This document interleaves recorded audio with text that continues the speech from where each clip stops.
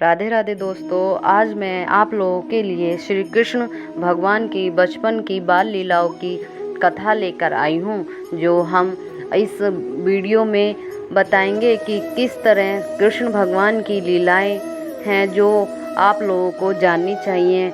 हम समझ सकते हैं कि भगवान श्री कृष्ण की बाल लीलाएं जानने की उत्सुकता हो रही है।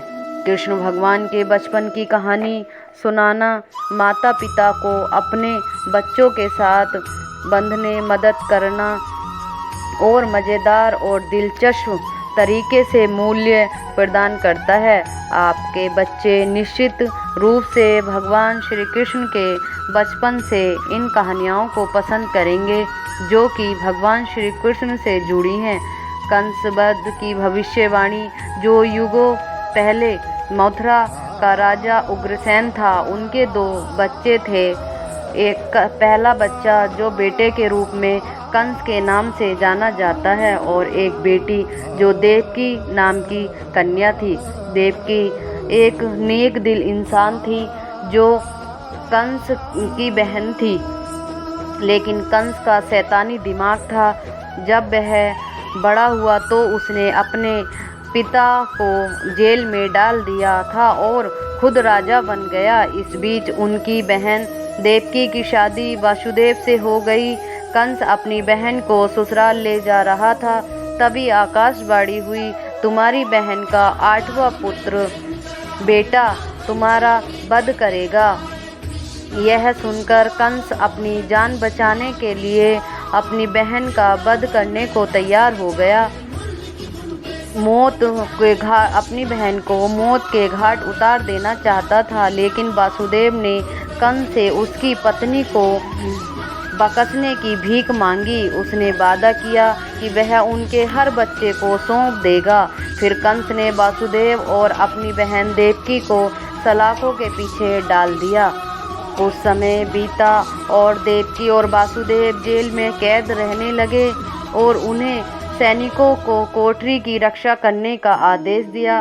तभी देवकी ने एक बच्चे को जन्म दिया जो देवकी का प्रथम संतान थी, लेकिन कंस ने उसको मार दिया। कुछ समय बाद देवकी ने द्वितीय संतान को जन्म दिया।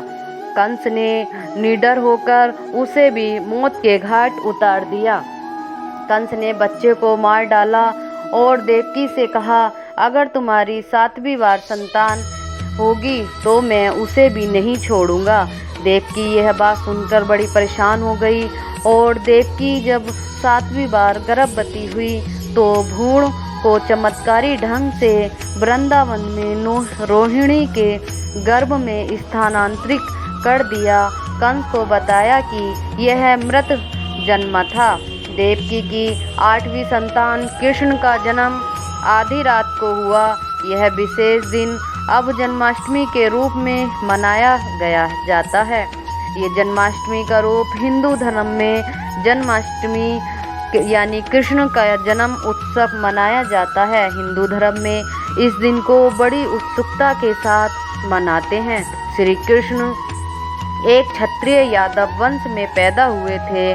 जैसे ही श्री कृष्ण का जन्म हुआ, देवकी और वासुदेव की कोठरी के पहरेदार बहुत गहरी नींद में चले गए और ताले खुल गए।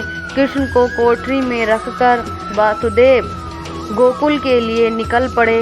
जब ये यमुना किनारे नदी के पास पहुँचे तो उन्होंने देखा मूसलाधार बारिशों के कारण बाढ़ आ रही है। अपनी जान की परवाह न किए बिना वासुदेव ने नदी के उस पार चलना शुरू कर दिया।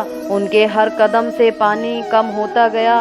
भगवान विष्णु के नाग ने शिशु कृष्ण को बारिश से बचाया और देवकी और वासुदेव को उम्मीद थी कि कंस उस बच्ची को छोड़ देगा जो कि कृष्ण को रखकर उनके यहाँ एक कन्या को लेकर आए थे। वासुदेव और आकर जेल में बैठ गए और कंस को बताया गया कि एक पुत्री ने जन्म लिया है। वासुदेव जानते थे कि कन्या का नाम सुनते कंस उसको छोड़ देगा, क्योंकि भविष्यवाणी में 8वें पुत्र का उल्लेखन किया गया था। भविष्यवाणी में देवकी के 8वें पुत्र का उल्लेख किया था, लेकिन ये तो लड़की थी, कन्या का रूप था, इसलिए कंस छोड़ देगा। लेकिन कंस ने परवाह नहीं की, उसने बच्चे को उनके हाथों से छीन लिया और उसे एक दीवार की ओर फेंक दिया।